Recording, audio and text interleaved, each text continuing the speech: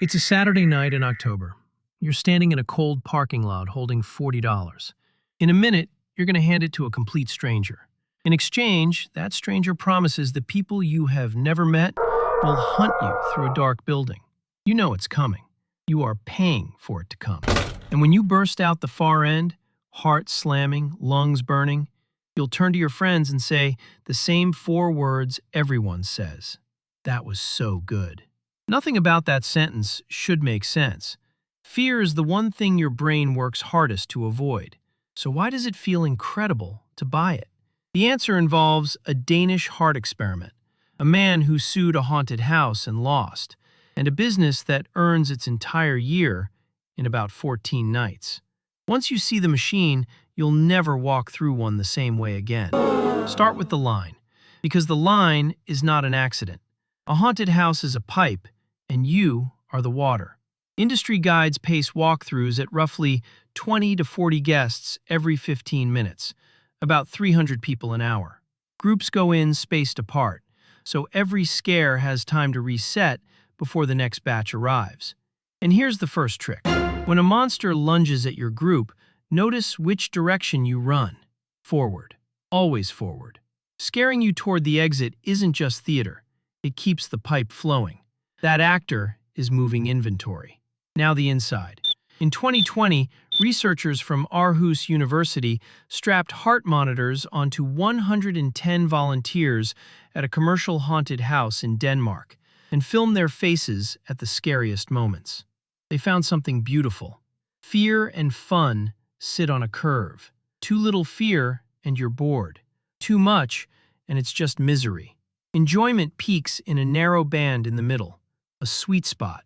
Just enough danger, never real. Fun lives on a ledge. Your body built this ride long before anyone charged for it. A perceived threat trips the oldest alarm you own, the fight or flight response. Adrenaline floods out. Your heart rate spikes. Your muscles get fuel they don't need because the monster is foam and the knife is rubber. And that chemistry is exactly what you came for. Because the high you feel at the exit has a name too. Psychologists call it excitation transfer. Adrenaline doesn't switch off the moment the monster disappears. It lingers. All that leftover arousal pours into whatever you feel next. And what you feel next is relief. The scare does the work. Your own body pays out the reward. About those monsters. The person in the mask is most likely a seasonal worker earning around $16 an hour. Job boards put the average right about there. And the famous rule, "they can't touch you," isn't a law. No statute anywhere says a haunt actor can't grab you. It's an insurance policy. Insurers demand the no-touch rule because a hand on a shoulder in the dark becomes a lawsuit by morning. The monster isn't held back by the law. It's held back by a premium. Then comes the finale. More than half of American haunts end the same way. A chainsaw. Industry designers are blunt about why. It's cheap, it's loud, and it works instantly. No blade needed. The chain comes off. And the move even has a name. The fake-out final scare that launches you through the exit doors. It clears the room for the next group. Remember, inventory. And it's legally bulletproof. In 2015, a California man ran from that final chainsaw, fell, and broke his wrist. He sued the haunt. The court threw the case out and put the reason in writing. Being chased, panicking, and running is not a malfunction of a haunted house. It is the product. The risk is yours the moment you buy the ticket. The record showed about 250,000 guests had gone through over the years. He was the first to be hurt falling. He paid to run, so he ran. You exit. And where do you exit? Through the gift shop. Trade magazines literally advise operators to sell souvenirs while the shivers are still running down your spine. That lingering adrenaline that made the relief feel euphoric also loosens your wallet. Same chemistry. Second sale. So how big is this machine? You'll see headlines call haunted houses a multi-billion-dollar industry. Careful. That's a trick of accounting. The billions are all of Halloween. The candy, the costumes, the plastic skeletons. The haunts themselves are smaller and stranger. America Haunts, the industry's own trade group, estimates about 1,200 paid attractions in the United States, 3,000 more charity haunts, and $300 to $500 million a year in tickets. The average haunt sells about 8,000 tickets a season, and the season is brutal. Roughly 14 operating nights in October. One good Saturday can be a tenth of the entire year. A restaurant gets 365 dinner services to make rent. A haunt gets 14, which explains the costs. Building out a haunt runs $30 to $40 a square foot. The co-founder of Atlanta's Netherworld estimates $250,000 just to start, plus $2 to $3 of marketing for every guest who walks through. One large Seattle haunt reported over $1 million in annual costs and 340 seasonal employees. Everything you feel inside, the pacing, the chainsaw, the gift shop, exists because the math is that unforgiving.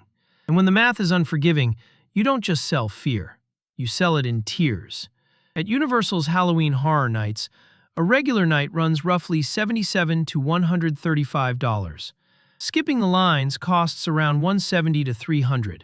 A private guided tour starts near $390 on top of admission. Fear now boards like an airline, coach, business, and first class. It wasn't always a business. The first known purpose-built scare attraction was a steam-powered ghost house at an English fairground in 1915. For decades after, fear stayed amateur, church basements, and charity spook houses. In the 70s, American service clubs turned it into a fundraising formula. You could literally buy a how-to kit for building your town's haunted house. Then Disney opened the Haunted Mansion in 1969 and proved that fright could be an industry. Philadelphia's Eastern State Penitentiary, a real historic prison, later ran a haunt so successful it funded the majority of the museum's year-round budget. And the professionals are still stretching the calendar. More than a third of haunt operators now run events outside October, because 14 nights was never going to be enough. At the far edge of the industry, the product mutates. One infamous extreme haunt screens visitors with a doctor's physical, a background check, a drug test, and a waiver reported at 40 pages. Then it advertises $20,000 to anyone who finishes. Here's what's documented. No one ever has. Reporters who dug into it, and eventually the Tennessee Attorney General, raised the same concern, that the game may be designed so the prize can't be won. At the extreme end, you're not buying fear anymore. You're buying a bet against the house, in a house that writes the rules. So here's the catch. The haunted house doesn't manufacture fear. It can't. The walls are plywood and black paint. The chainsaw has no chain. The monster is a college kid at $16 an hour who takes the mask off at midnight and drives home.